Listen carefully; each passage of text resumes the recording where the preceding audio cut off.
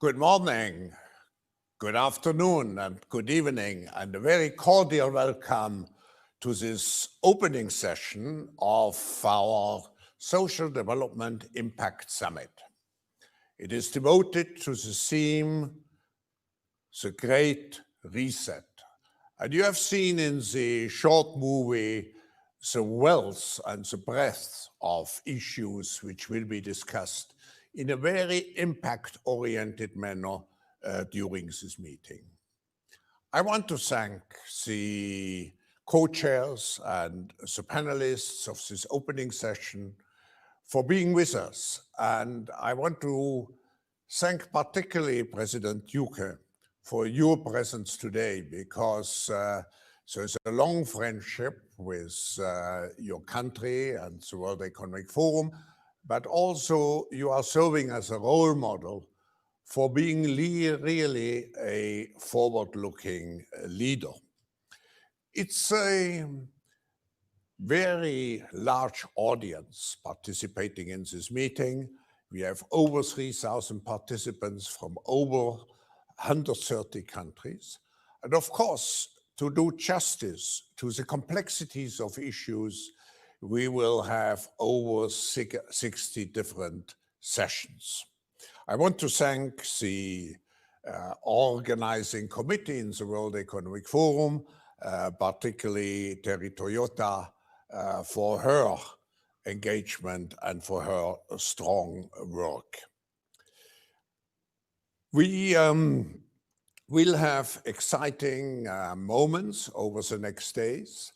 I'm looking very much forward to those, and I wish you a very good meeting. But before we start the meeting, I just want to recall the 5 pillars which we want to address. First, shared prosperity. Second, catalyzing cooperation. Cooperation is so important, particularly public-private cooperation today, to address all the issues which we face. Better business. What can we do in order to implement the stakeholder concept? 4, harnessing technology. We have all the new technologies of the 4th Industrial Revolution. How can we use them best in terms of providing a human-centered approach to technological development? And finally, maybe most urgent at the moment, livable planet. So again, thank you, and I have now the great honor to introduce the remarks of His Majesty King Abdullah of Jordan. Bismillahir Rahmanir Rahim. Your Excellencies, dear friends, I am delighted to help launch this much-needed discussion at such a crucial time. And I thank my dear friend, Professor Schwab, for his dedication to bringing about positive change in our world. Indeed, real sustainable development that is truly felt by all peoples has perhaps never been more needed than it is today to help us overcome the COVID-19 crisis and its humanitarian and economic ramifications, which will continue well beyond this pandemic. Striking all countries at an unprecedented universal scale, this crisis should also be seen as an opportunity for all of us if we act decisively and act together. We must begin by rethinking our entire global system to become more integrated, resilient, and just. A globalized world cannot thrive by leaving its most vulnerable communities behind. We are all in this together, and the sooner we realize it, the better.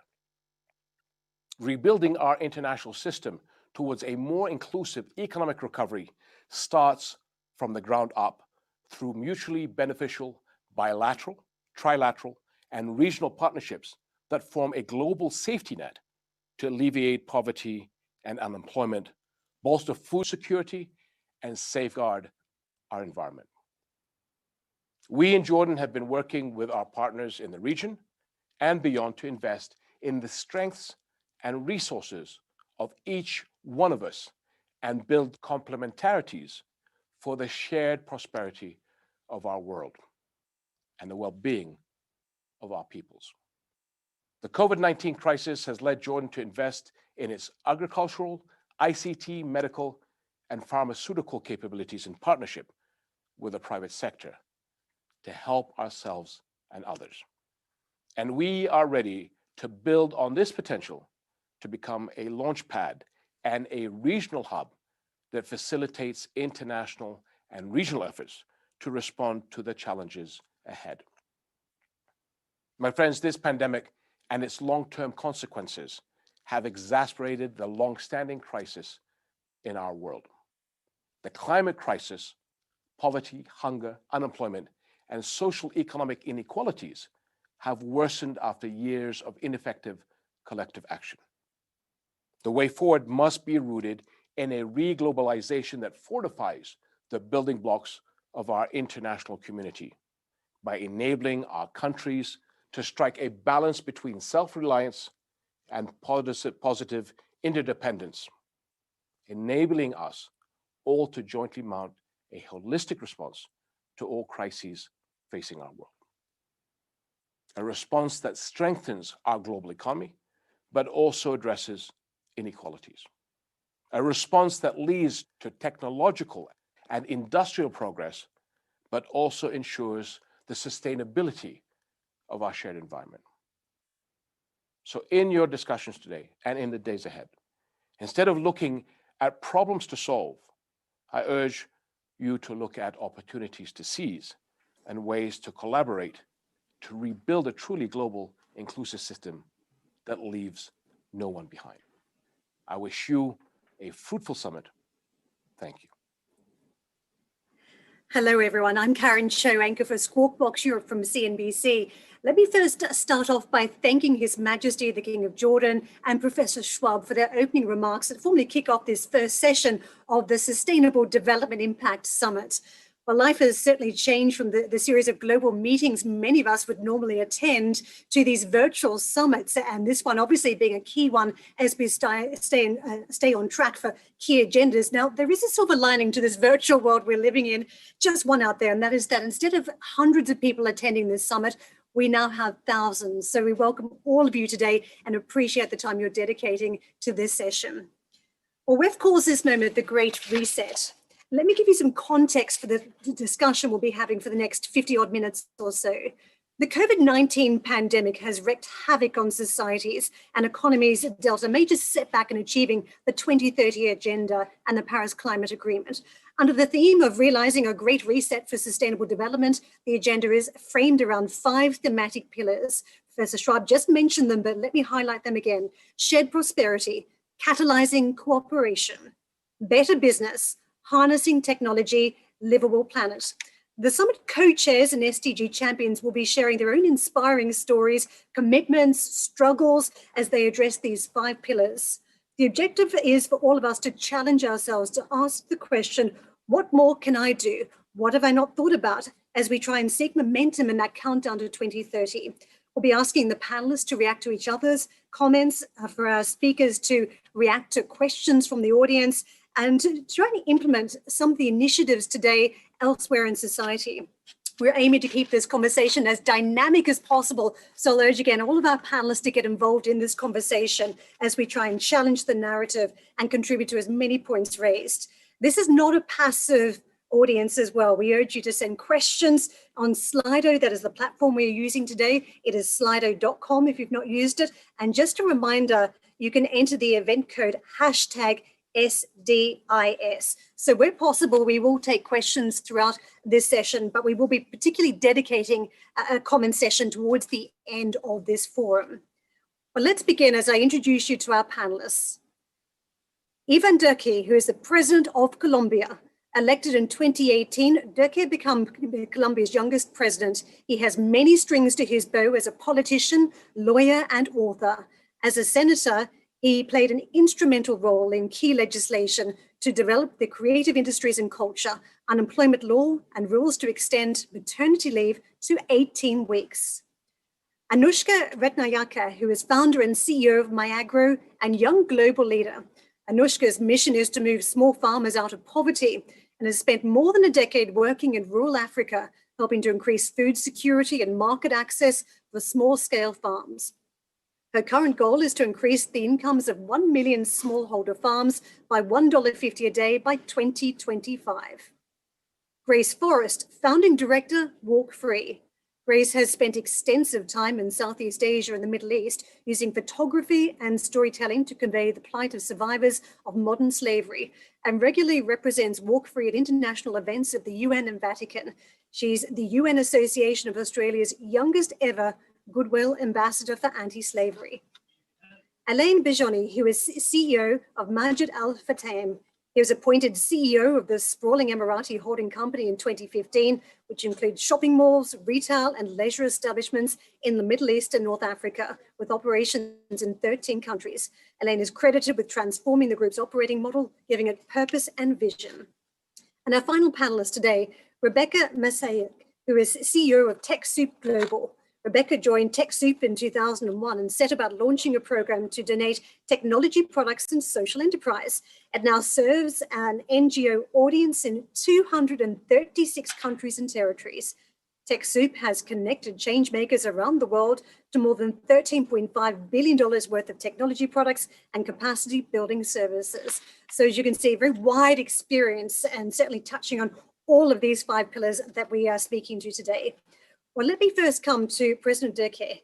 Well, you are the co-chair for Catalyzing Cooperation Pillar. So let me ask you, as this pandemic has dealt a major setback to achieving the 2030 agenda, global cooperation was already under threat before this crisis, and in many ways it's worsened in the months still.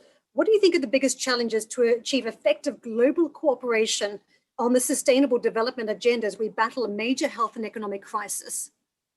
Well, thank you so much, Karen, for your question. It's a great honor to be here in this panel. I also want to express the honor that it is for me to share with this distinguished group. And I also express my gratitude to Professor Schwab for the invitation. I also express my gratitude to King Abdullah to join us this morning.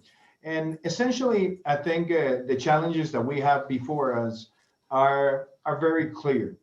On the one hand, I think this pandemic has showed that all of us have to embrace this cause, not only to reduce our individual footprint in terms of CO2, but I think we all should be aware on how to mitigate the challenges that evolve from climate change. So I would say first challenge is that we need to keep on accelerating the energy transition around the world. Energy transition is going to be pivotal. And when we look at the case of Colombia, we only contribute with 0.4% of the CO2 emissions, but we want to embrace this cause as if we were the #1 emitter. And that means that we are going to expand by more than 10 times the installed capacity of non-conventional renewable energies in Colombia. And we're leading the energy transition in Latin America so that we can have 70% of the regional matrix with renewable energies. That's one. The second challenge, I think, is the fight against deforestation. Deforestation has a tremendous impact worldwide, and in Latin America, we should do something even stronger. We have been able, in the case of Colombia, to reduce by 90% the deforestation rate in the last 2 years, but we have to make it the Leticia Pact, which is the pact to protect the Amazon that was signed by 8 presidents of the Amazonic Basin in Latin America, so that we can ensure that we will have clear objectives, not only to reduce the deforestation rate, but also to reforest and protect the areas. Primarily because a country like Colombia has 35% of its soil in the Amazonic Basin. When we look at the amount of hectares and square kilometers that we have in Latin America, we're talking about more than 5 million square kilometers. So it is a very important cause. The third element is clean transportation. We believe the world needs to move faster by having more electric vehicles in the road. We want to make that also consistent with the development of non-conventional renewables. We issued, in the case of Colombia, the Clean Transportation Bill, and we hope that we can expand by 5 times the car park in the next 10 years. So it's going to have a tremendous contribution. I should highlight the circular economy policy, which I think it's a way in which corporations can actively participate, and that means produce conserving and conserve producing as a mantra. And it is important that we develop what I consider is the ethics of the 21st century so that citizens around the world are conscious about the 3 R's: reduce, recycle, and so that we can reduce the individual footprint. And last but not least, there's something that we want to lead, and that's why we're working hand in hand with the WEF, and it's the concept of biodiverse cities, how cities can actively contribute to the protection of biodiversity around the world. So on that hand, on that scope, on the one hand, we want to develop the 1 trillion trees initiative that was launched last year by WEF. In the case of Colombia, we want to contribute with 180 million trees that are going to be planted from now to August 2022. We are reaching the objective of maybe 50 million trees planted by the end of this year, which has also happened in the midst of this pandemic. But also, we need the cities to contribute in waste to energy programs and reforestation. And we also want cities to be conscious about the protection of the páramos, or what we call high altitude ecosystems. Colombia hosts 50% of the world páramos. It is a source of clean water, and we want the whole world to participate, not only putting resources, but finding nature-based solutions with communities. So I consider those are very important challenges, are challenges that we must all embrace. And I'm very happy that with the WEF, and being now, in our case, the co-chairs of the Sustainable Development Board, we really want cities and countries to embrace these elements. If we embrace these elements, I think we're going to have a strong contribution, not only to protect the environment, but to have a clear result in the upcoming years when it comes to reduce the CO2 emissions and the individual footprint. President, thank you very much for the comments. Anushka, I may come to you next as the co-chair of the Livable Planet Pillar, and effectively MyAgro helps small-scale farmers access finance, farmers who play a major role in food security in Africa, but among the poorest in society. You've used mobile banking to improve financing and shared knowledge in agriculture techniques to increase yields by 50%, which is just extraordinary. Perhaps you can share an example with us about how you've brought about that change. Sure. Thank you. And thank you everyone for having me here today. It's really an honor to share what we do at MyAgro. And I truly agree, Karen. Farmers are at the heart of having a livable planet. They grow the food that we eat, usually for razor thin margins, and most smallholder farmers globally live in poverty. And we all know it's not a secret that farmers need tools to adapt to outdated agricultural practices given climate change. And until now, most of that change has been pushed by the consumer. But to truly reset, this change needs to come and start from the farmers. And we can help support them to do that by deeply listening. And that's how I got the idea for MyAgro over 10 years ago.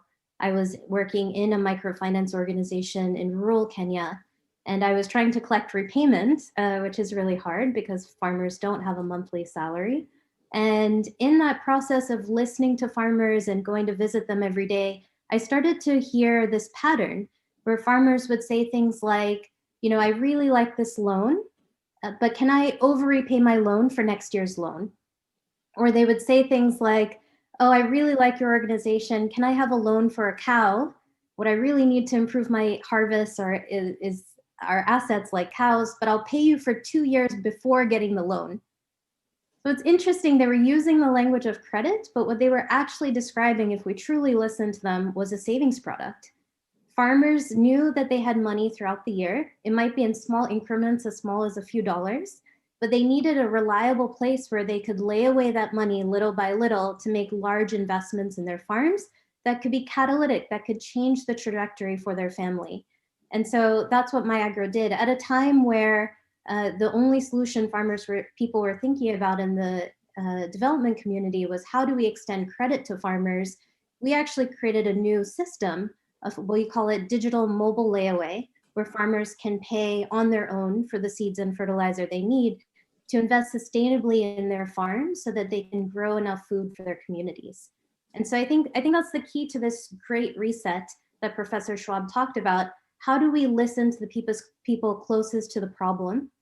And through partnership with them, with private sector, with government, to create solutions that can truly reset to help us reach the SDGs. Anushka, just quickly, if I can follow up, how are the farmers that you work with being impacted by COVID-19? And is there a support role for more of us to consider? Yeah, I think absolutely they're impacted, particularly in countries where we work, where governments created restrictions on travel or closed weekly markets, which is the main way that farmers earn money during the dry season. So there was a lot of hesitance to spend money and to make investments in their farm. And so I think in the next coming 6 to 12 months, food security is going to be our biggest crisis, maybe even ahead of COVID. And so I think governments and organizations that support smallholder farmers really need to come together in partnership to think how to do things differently to support farmers, to help increase their risk tolerance, to create a cushion for them, to ensure that they can still make investments that will feed them and our communities. Anushka, thank you. Grace, let's come to you and your work with the Walk Free initiative. I want to just get to some of the changes you've already brought about. You've managed to change legislation. You've encouraged the church and religious leaders to throw their weight behind your drive to end modern slavery. I want to talk a little bit about your work and perhaps why the pandemic has also increased the challenges that you see out there. Thank you so much, Karen. I think I'd like to first start by establishing the problem, because so few people understand the scale of slavery that exists with us today in the 21st century. So we know that 1 out of every 200 people on Earth are currently living in modern slavery. That's more than any other time in human history, and actually double the number of those living in slavery in the time of the transatlantic slave trade.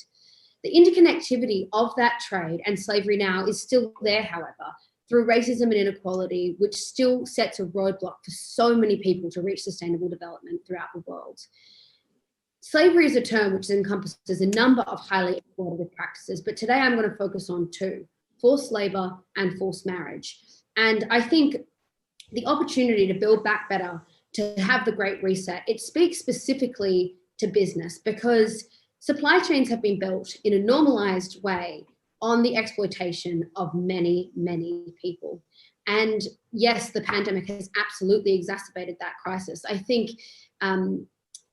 nowhere is this more apparent than the treatment of migrant workers. There are entire systems built to keep people in slavery and to keep people exploited, such as the kafala system. And equally, what we've seen as the result of COVID-19 is millions of workers trapped overseas, not captured in national health plans, not paid for their work, allowing many more millions of families back home to go without food. This is a problem that happens all over the world, and many people think of the global south when this comes to mind. However, in the UK just a few months ago, there was a major fast fashion company found paying workers half the minimum wage, being forced to work through lockdown with no PPE. This normalized exploitation needs to change. It is not acceptable that any of us should be able to buy anything that harmed another human being in the process. Yet it is the norm in the clothes we wear, the food we eat, and the technology in which we speak today. Grace, I'll just pick up on that point as you single out a fast fashion business here in the UK that cancelled some of its orders. Clearly, a number of businesses are in a very similar situation. They need to manage the demand side, they need to manage supply because demand has fallen so aggressively in this crisis. What do you recommend? What do you encourage them to do in terms of stepping up to ensure they have a role in society to support those workers and suppliers for the future? The way supply chains are currently built is that when a crisis hits, the one right now is COVID-19, but another one will hit again in the future, whether it's a natural disaster or another pandemic. The first people who are hit are the people at the front, those who are vulnerable, those who are already usually not paid a living wage, as Anushka spoke to, already living in poverty to grow the food we eat, to make the clothes that we wear. And in a situation of crisis, instead of those at the top protected by huge corporations and very large paychecks, taking the brunt of that hit, it is those on the front line who take it first. And that is simply unacceptable. But it's not only unacceptable from a human rights perspective, from an economic one, it is completely unsustainable.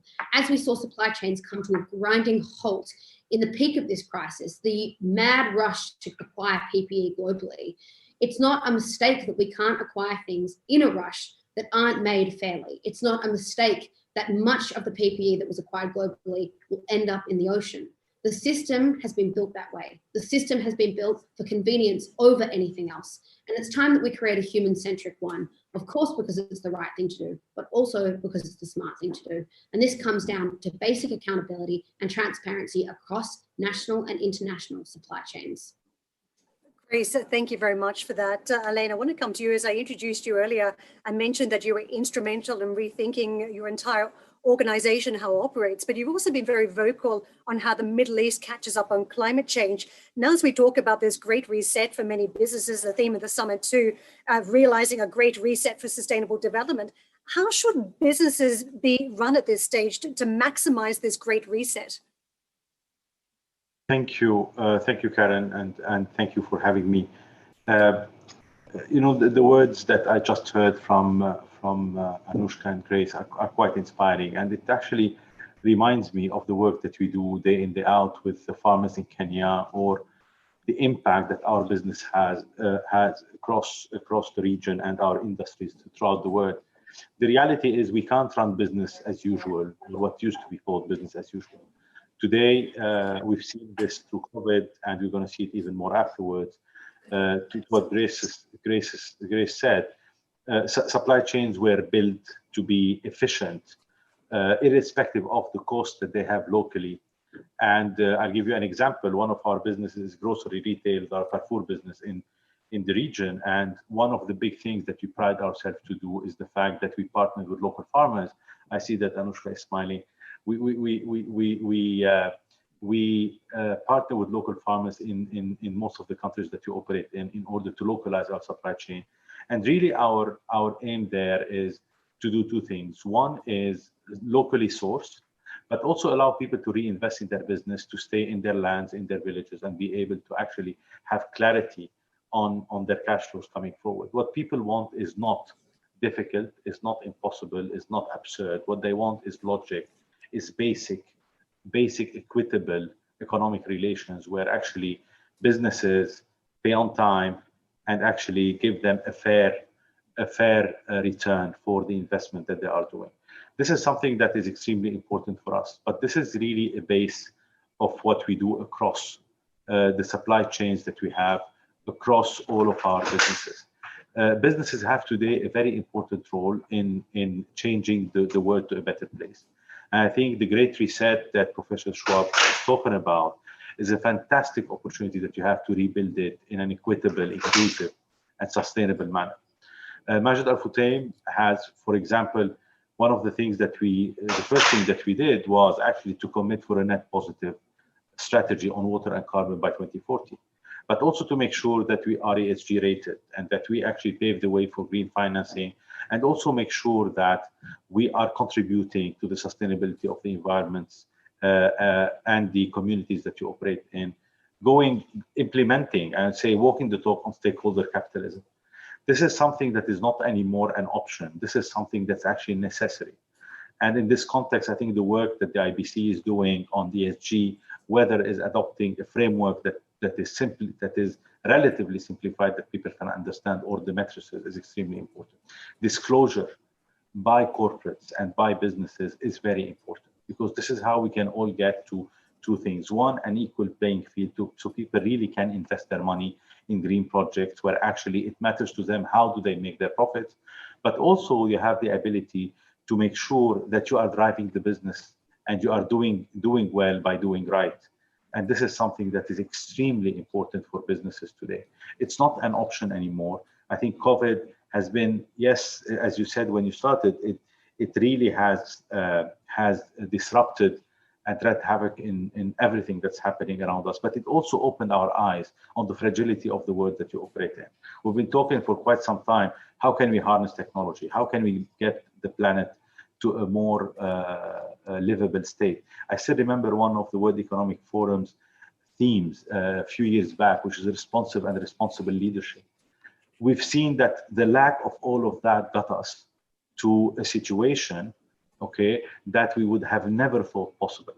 And our ability to work together, turn this into an opportunity, going back to what His Majesty King Abdullah said, how can we actually grab this opportunity to make something out of it and to build a better world? is something that for me should be top priority for all corporates, whether it's in the region here in the Middle East, but globally as well. I want to dig a little bit deeper in a moment, but first up, let me come to Rebecca, because you've been working for close to 20 years on ensuring vulnerable parts of society are not left behind by the technology revolution. Now, in this crisis, this current crisis, certainly fears have escalated about societal divisions widening because of lack of access to technology. How would you describe the challenge right now versus what you've witnessed over the past couple of decades? Well, thank you very much to Professor Schwab and the World Economic Forum, as well as His Majesty the King of Jordan and all of the distinguished panelists and guests who have tuned in for this. This is quite an opportunity to bring a civil society perspective to these important discussions, and I'm excited about that. To realize a great reset, we must be willing to include and engage grassroots civil society in shaping and driving the collective action needed toward the global goals. Simply giving them a voice isn't enough.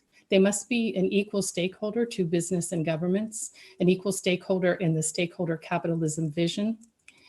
Grassroots civil society is large and diverse. In many countries, it represents 2 to 5% of GDP, and globally is made up of an estimated 12 million organizations, contributing nearly $4 trillion to the global economy. This sector knows so much about what is and is not effective in development. They see it and they live it every day. Their relationships and methodologies offer significant contributions alongside public-private partnerships. There are 250 million people working in this sector and they bring unique capabilities. They're deeply connected to the very values and the ideals embodied in the Great Reset and the global goals. We have an opportunity to make the assets of grassroots civil society more visible and more connected to important fora like this. Bill Gates has talked about the wide availability of digital technology that allows sharing of information and global collaboration as being a critical factor in the speed of innovation. But digital technologies simply are not yet widely available to civil society at the grassroots level. We must invest in the necessary infrastructure for innovation. We need to support civil society workers and their communities in making all they know available to each other, to governments, to business, so that the Great Reset is in fact a reset and is in fact improving both justice and opportunity for all. TechSoup itself was founded as a grassroots organization, a nonprofit, with a $2,500 grant and a mission to bring tech mentors to other grassroots organizations. Through robust partnerships with more than 100 technology companies, the use of technology as an enabler, and the establishment of a global network of more than 60 independent NGOs, TechSoup has scaled as a values-based marketplace to deliver more than $14 billion in technology and capacity building resources to over 1 million civil society organizations. This past year, alone during the pandemic, we distributed $1.5 billion in resources as tens of thousands of organizations moved to remote work where that was possible. In a single month, 41,000 nonprofit learners enrolled in our online remote working and security course, for example. We've all seen this year just how interconnected and fragile our complex systems are. It is my fervent hope that we will create a great reset that will strive to overcome systemic injustice. An inclusive approach to the Great Reset and to sustainable development will reach significantly better collective outcomes in the future, and it will enable innovation in places and from people with ideas that have not been expressed anywhere else. Thank you. Rebecca, thank you very much for the comments. Now, Elaine, I did promise to come back to you, and I want to pick up on this moment because I was looking at all the initiatives you've been involved in trying to encourage some of your customers to cut back on water consumption, to save water. There was an education campaign that you ran, but clearly fewer people are coming into some of the retail areas, so it's harder to communicate that program. Also in terms of rewarding green shoppers, initiatives that you worked with some of the retailers on. But as life changes, and even for your own business that was doing particularly well, it's been hit by this crisis. How do you stay on track, and how do you manage to reinvent your way out of this pandemic? So I would say two things. One is there's always an opportunity in every situation. I think COVID also presents a lot of opportunities. We've never been as connected with our customers digitally. And I think this is something that we have been able to really capitalize on. That's number one. Number two, we've done two things the campaigns that you mentioned, but also a pledge to actually totally ban plastic by 2025 in all of our operation across our 17 markets. Now, of course, this year was a great, in a way, because of the lack of business, a great way to reduce plastic. But the point is, how do we keep that going? And that also gave us a big opportunity to rethink packaging, to rethink how do we actually interact with our customers and make sure that we provide more sustainable ways of servicing our customers. I have to say that our customers in general are much more aware of the importance of it, and there has been kind of a fast tracking of the awareness and understanding that we are capitalizing on. That also includes, for example, how can we reduce the carbon footprint by developing more and more vertical farming in our stores, in order not to transport, in order to minimize all the supply chain and all the emissions that come from transportation, packaging, etc., etc. So this the pandemic has accelerated this need of a more anchored life, or of lives anchored around neighborhoods, because it's safer, because people acknowledge and recognize what's happening there, and they feel that they are in a more in a safer environment. And we have responded to that through technology in order to do better business, but also to serve our customers better. So all of these initiatives, given the diversity of our businesses, we feel that we're in a privileged position to be able to tackle them from different aspects and different standpoints.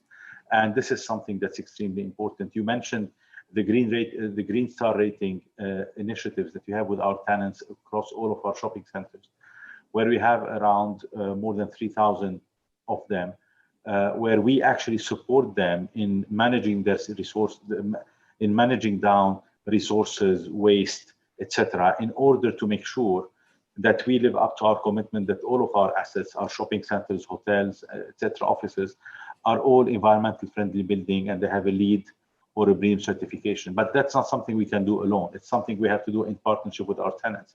So the way they deal with their own business has an impact on that outcome. So we've put in place frameworks and matrices to support them, incentivize them, because it's a win-win situation at the end of the day.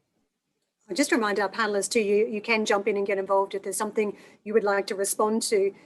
But in the meantime, I'll come back to President Duque. I want to ask you a very similar question, but at a government level around Colombia, because your country's fortunes have changed along with many others during the coronavirus crisis. Once one of the fastest growing nations in Latin America beforehand, now expected to contract around 6% so far this year.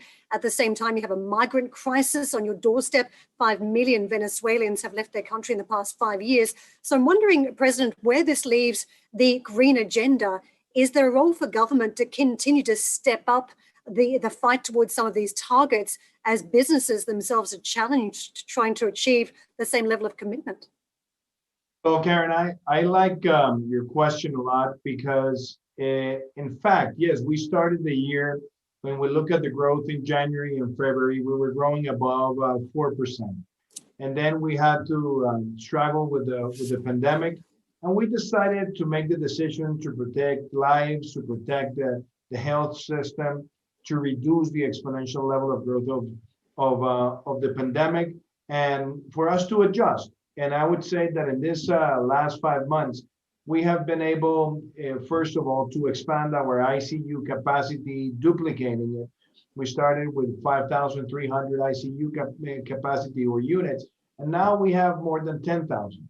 On the other hand, when we look about deaths per million, contagions per million, we have also, I think, behaved better in comparison to other places in the world with higher income per capita. But at the same time, we started a process so that we can regain productive life since April.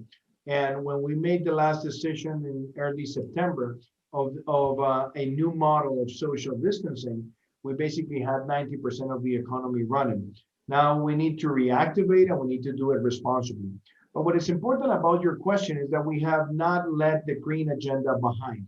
We obviously know that we are struggling with a migration crisis in Latin America, and primarily because we have 1.8 million Venezuelan brothers and sisters that have fled the country because of the effects of the dictatorship.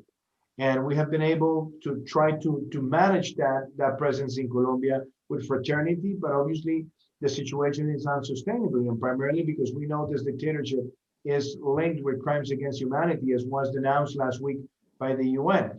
Now, on the green agenda, we have not left it behind. We have even accelerated more.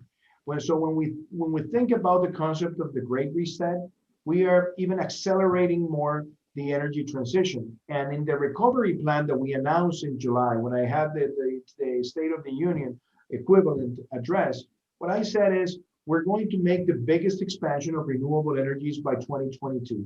And that means we're going to pass from having 0.1% of the energy matrix in non-conventional renewables to get to 10% by the end of my term. But we also launched the program of biodiverse cities so that we get the cities more involved in the protection of biodiversity. And we consider this as another engine of the recovery. We made a clear statement that on the 1 trillion trees initiative that was launched last year by Professor Schwab, and we said Colombia wants to be there with 118 million trees. We're going to reach 50 million by the end of the year, but we contribute that with nature-based solutions and the payment for environmental services for peasants. We're going to get them involved, and they're going to participate actively in their recovery. The same thing is happening with clean transportation. And something that is very important, Karen, and I think that it also is connected with the wonderful things that I've heard from the panelists, and is we need to think about how we can connect protecting the environment with this social agenda. And when we think about reducing the individual footprint, I think we're seeing now that virtual education, having less business travel, but being more efficient in the way we produce results, and at the same time, looking at technology solutions that can reduce the amount of cash in the streets, they all have a positive impact in the environmental footprint. So I think the concept of the Great Reset it's a message that we all get so that we can balance our attitudes and policies so that we keep on thinking on growing, but growing in a sustainable way, in a cleaner way, and obviously in a more humane way. I was listening carefully to all the messages that we heard and thinking about B corporations, thinking about eradicating slavery or forms of slavery around the world, and at the same time connecting businesses to be more responsible in the way they have their products and the way they approach the client, so that the client can be militants on the sustainable agenda, I think are the processes that we want to accelerate in Colombia. So in a nutshell, yes, the challenge is big, but we are not leaving none of the green agenda behind. President, thank you. And that naturally leads us over to Grace. I want to come to you on actually someone I met on the sidelines of WEF at the World Economic Forum earlier this year, who tweets me virtually every day about slavery and supply chains, modern supply chains run by many famous corporates. You ask the question, how is this still happening in this day and age with all the power of social media? How can this still be happening behind the scenes? What do you want to see happen this year and in coming years so that we actually genuinely have change? Well, they were just such wonderful points made by the president just now, because the interconnectivity of social well-being and environmental safety, they truly go hand in hand. And I think in this Great Reset, we need to be very honest about the fact that we cannot keep moving forward while so many people are ostensibly held back. And the thing is, when it comes to business, the reality is that slavery is a normalized part of the supply chain, convenience at any cost. And the truth is, the cost often comes at someone's most basic freedom or even life. Last year in July, we actually estimated that in order to reach the SDGs goal for 2030 to end slavery, we would have to free 10,000 people a day from now until then in order to reach that goal, as well as dismantling all the core drivers. And these numbers, I can say quite scarily, are conservative, because this is pre-COVID-19 exacerbation. But what I can also tell you is that for the first time since Walk-Free was established 10 years ago, I can see an opportunity to move on the scale that is necessary to reach that change. And the point that was made earlier about legislation, it's so critical. And there are such huge gaps in this area The quickest way any of us give up our power is not realizing how much of it we have. And in a legal sense, there are only 2 nations in the world that have a modern slavery act, which is legislation that requires businesses of a certain size to disclose on issues of slavery within their supply chains. What it has caused within those 2 countries alone, only the UK and Australia, is greater public awareness of this issue, greater boardroom care about this problem, and hopefully a higher level of transparency over time. We need all the world's most powerful nations to have a modern slavery act to account for exploitation at home, as well as in their far-reaching global supply chains. Transparency is not everything, but it is the bedrock on which real change can be built. It is the bedrock on which accountability must be made. And the second point I'd make around legislation is that slavery is without a doubt a highly gendered problem. 71% of all victims of modern slavery are women and girls. And one such area which disproportionately affects women and girls and is, in our opinion, a major roadblock to the SDGs is the enablement and continuation of forced and child marriage. Only 51 countries around the world have criminalized forced marriage, leaving 133 falling short. And unless our nations have specific legislation addressing these issues, people will continue to fall between the cracks. Grace, thank you. Next up, I'm going to take a Slido question. And Rebecca, if I can come to you on this one. Thank you to Phyllis, who has written through saying, what are the main methods the WEF and panelists are using to advocate the 5 pillars to the common person, and how can we help? An interesting question, Rebecca, as we ask that question, how can we help? When I look at your model, you've clearly had a lot of businesses investing, giving grants and loans, and that helps. But what can the average person do, or is the only help really going to come from Silicon Valley, big tech and business? Well, I think that we've heard a lot today about local and the need to do things locally. So I think that anyone could have something that they can contribute locally. And that might be because they're working with an organized part of civil society, or it could be, they could be a board member, they could be volunteering for activities, or they could obviously be contributing funding. But also there may be just groups that are more informally organized, or mutual aid societies and things like this. I think that this is a time when a lot of people would like to do more, even people who've done a lot in the past. And I think, when you put a technology lens on it, as our work does, I think that there are a lot of people who know quite a bit about technology that they use in their everyday work, perhaps, and they may have those kind of skills to bring, not so much even just the skills of deep technology. There are lots of uses of emerging technologies and the more advanced technologies, but there are a number of organizations who simply don't have the most basic tools or the most basic training. They're not secure in their environments. And there are a lot of things like that people could help with. Anushka, let me pitch the same question to you. You've spoken to us how you're addressing the livable planet pillar, but what can our panelists, what can our audience, and more widely governments and business do to help you? Well, I think as citizens, one of our most fundamental duties is to vote. And so vote for governments that you support, policies that you support that are going to support the Great Reset, support us creating policies and environment, legislation like Grace mentioned that are going to help us actually reach the SDGs. And I think that's a way that we can all contribute. I've got another question here. I'm going to pitch this one at Elaine. The question says, how can governments and businesses collaborate to enable a human-centric system that protects labor and the environment whilst creating shareholder value? Well, I think it is very simple to do that, because it's just common sense. I think governments are more and more aware of the importance of doing that, and they're more and more aware of the importance of working with the private sector. I think the major roadblock that existed before is the lack of, I would say, the lack of harmony between private sector, public sector, and the ability to work together. We talk a lot about PPPs, and we talk a lot about frameworks of cooperation between public and private sector when it gets to projects. Well, these are more important infrastructure, social infrastructure, and backbone projects that businesses and governments can do together. It is in everyone's best interest to make sure that we actually have the proper social infrastructure that we need in order to tackle the world in the right way going forward. Governments are more aware about that.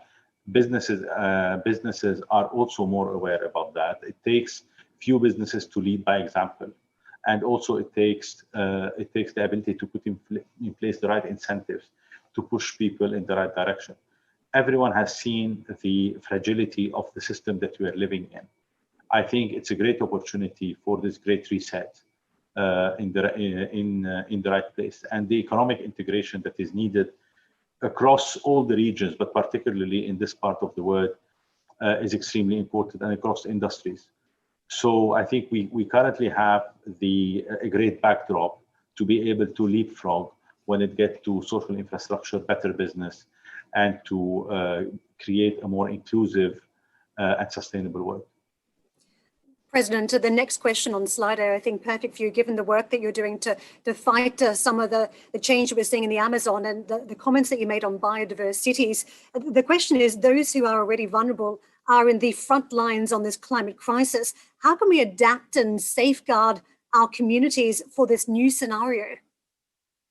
Well, I consider that there are many important challenges regarding crimes against the environment that I think we should all highlight.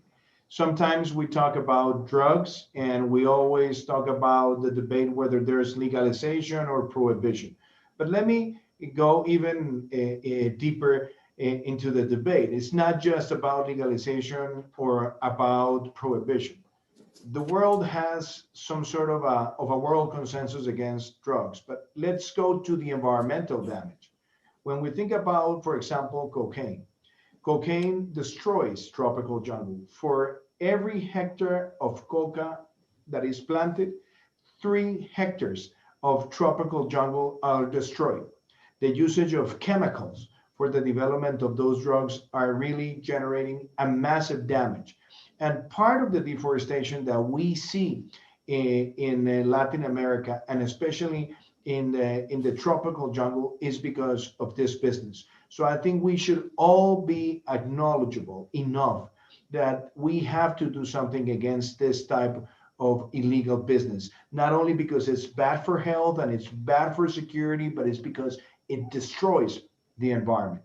And the same thing happens with the legal production of the illegal development of cattle and the illegal development of the wood industry.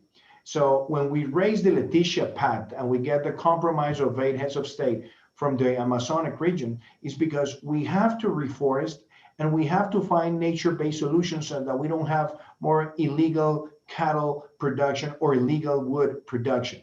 And this can be a major change if we embrace nature-based solutions, and we get the peasants and we get the indigenous communities to participate, get a sustainable income, and at the same time embrace the ethics of the 21st century, where we all have to produce conserving, conserve producing, and protect these very important regions around the world.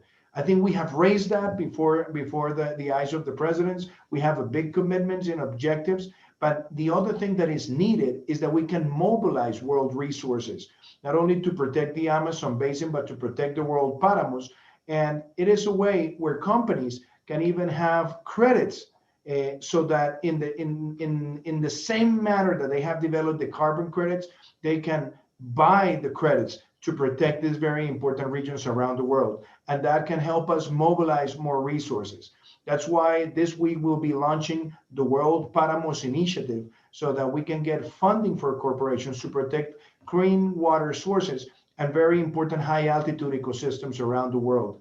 I think if we connect the private sector, the provision of resources, the access to carbon credits, but at the same time, we involve the indigenous and Aboriginal communities protecting these spots in the world, I think we will do it much better. President, thank you. We're running out of time. We've only got a couple minutes left, but I want to get some takeaway messages. Anushka, if I can come to you first to react to some of the comments that you've heard today, some takeaway messages that you think are particularly relevant for your particular situation. Feel free to weigh in for about a minute or so on what you think you've gleaned from this session. Well, I think it's been really inspiring to hear from my fellow panelists, and I think the comment that everyone had in common was that in order to have this really amazing Great Reset, this opportunity that we have in the face of COVID, that we need to focus and include the people who are the most vulnerable, and that they really need to be at the heart of any solution that we're putting forward. And that really excites me. That's at the heart of what we do, and I think will lead to truly sustainable change. Rebecca, a takeaway message from you, something that you've gleaned from this session, but also something that you may want to leave the audience to think about. Well, I really heard human-centric, local, frontline, cities, neighborhoods, inclusivity. And so I think that this is really at the heart, as was stated by Anoushka, of what is needed here for the reset. But I also want to say that harnessing technology is one of the keys to doing that. Involving civil society, making them stronger is also one of the ways to do it. So I just hope that we won't waste this opportunity, because it's been a very difficult time for so many. And I think that this is just a giant opportunity for us to be better as we go forward. And Grace, can we hear from you? Rebecca, I couldn't agree more with what you just said. This is an opportunity, and if the Great Reset can be anything to us, it is that it's a pause in our current trajectory, and history will remember how we used that opportunity. History will record whether or not we chose to continue, despite all the facts of what we knew to fix it. And also I want to champion what Anoushka said about voting. It is such a privilege to vote, and every single one of us needs to do it like our lives depend on it. And I don't just mean voting for political leaders, I also mean voting with your dollars. Vote for businesses that align with your values, because money talks, and every single person can do that as a consumer. Lastly, I think the message I'd leave everyone with is that business can and should become accountable for every person within their supply chain, protecting the people at the front and not just the people at the top.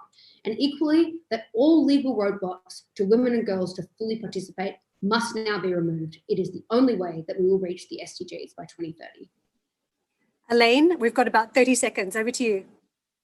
I would build on everything that was said, just add timely. I think it is absolutely, the time is absolutely opportune, and this Great Reset is really in our hand. It's about what we do. I agree with Grace. It's about actually voting not just, I mean, in the on the election day, but voting with your action and voting with your money as well, and making sure that you walk the talk and you put your money where your mouth is. It is a fantastic opportunity that you have ahead of us, and it's all in our hands. President, finally, something that captured your attention and a message you'd like to leave with our panelists and audience today. That it has been a great honor for me to see this great panel. And I think if I may summarize it in a way, I think the Great Reset leaves us with the message that we have to find more humane solution. We've talked about technology, we've talked about business sector, we've talked about fighting slavery, we've talked about sustainability, but I think at the end, it all summarizes that the Great Reset is how do we have an approach that is more humane, and that individually speaking, and in the ethics that everyone has to embrace in the 21st century, we have to acknowledge that whether it's technology, whether it's with entrepreneurship, whether it's with through governments, we all have to put the human being at the center, and that means the human being has to be more conscious about how to reduce the individual environmental or CO2 footprint, and at the same time, how that they can all participate in building everlasting sustainable solutions for nature and for society. President Duque, Anoushka, Grace, Elaine, and Rebecca, thank you all for your contribution today, and to our audience for joining us. Just a quick note, you can react and also make some more comments on all the social media channels. Also, this broadcast is available on TopLink. But a big thank you to the World Economic Forum for coordinating this summit today, and also to Professor Schwab for his leadership on many of these important issues. Thank you so much for joining us. Thank you.